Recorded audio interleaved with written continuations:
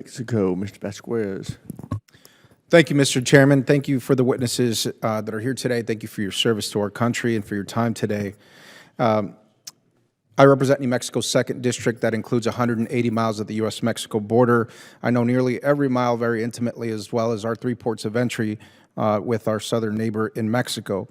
Now, for decades, the Department of Defense has operated Joint Task Force North to support law enforcement's efforts to identify and interdict drugs before they enter the United States. That's why I was proud to have secured bipartisan language in the FY25 NDAA, which requires the Department of Defense to make countering drugs entering the United States the department's top counter-drug priority.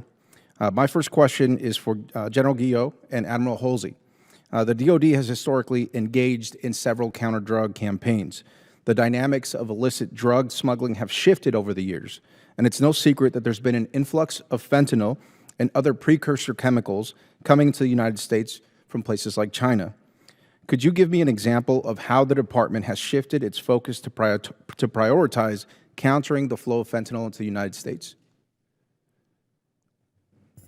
I'll start here, at least from a SOUTHCOM standpoint. We continue to work across the interagency to try to identify those crucial hotspots. Right now, we know that the precursors are going into Mexico first, so we're not seeing a lot in the SOUTHCOM AOR. We'd have some potential hotspots being Honduras, Guatemala, and Dominican Republic. So interagency work support doing that. We continue to see the cocaine, the prices drop, so the cocaine continues to come in, and we're getting after that at record pace this year, and I can do a lot more with more assets. But right now, I think from a fentanyl, we're still studying that very hard with our partners, interagency, to get after it.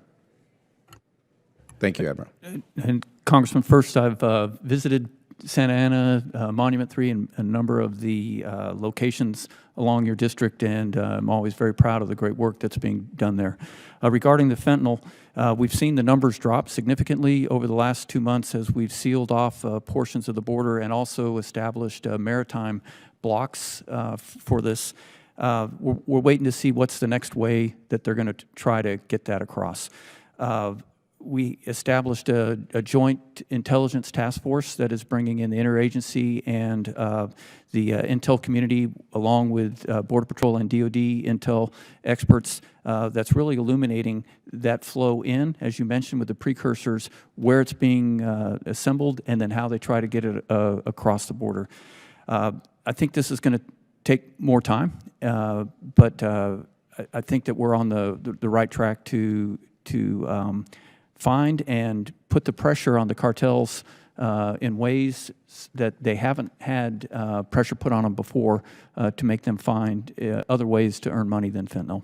Thank you, General. And I think our best resources are used in the ability to both counterdict the smuggling activities that happen, but more importantly, the actual precursors that are coming in from China and the manufacturing and the laboratory facilities that the cartels are using to then move that product across the country. I believe that's one of the best resources for DOD to continue its focus on, so thank you for that. And I remain committed to working with the department to stop the spread of fentanyl in our country. Now, I do have some serious concerns about a recent shift in DOD posture when it comes to immigration enforcement. And it is DHS's job to enforce our domestic immigration laws. And I believe DOD has to remain focused on preparing to fight and win America's wars. And I'm very concerned the department is wasting some of these precious resources, which I've seen firsthand from talking to DOD personnel at places like Santa Ana Monument 3 and the Santa Teresa Port of Entry and the Santa Teresa Sunland Park Station.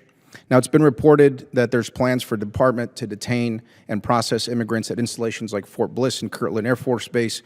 Mr. Leonardo, are there any plans to house individuals or families at Kirtland or other installations in the region? Thank you for your question, Mr. Vasquez. And the administration shares your concern about the flow of fentanyl, which is why we're eager to support the Department of Homeland Security in any way that we can.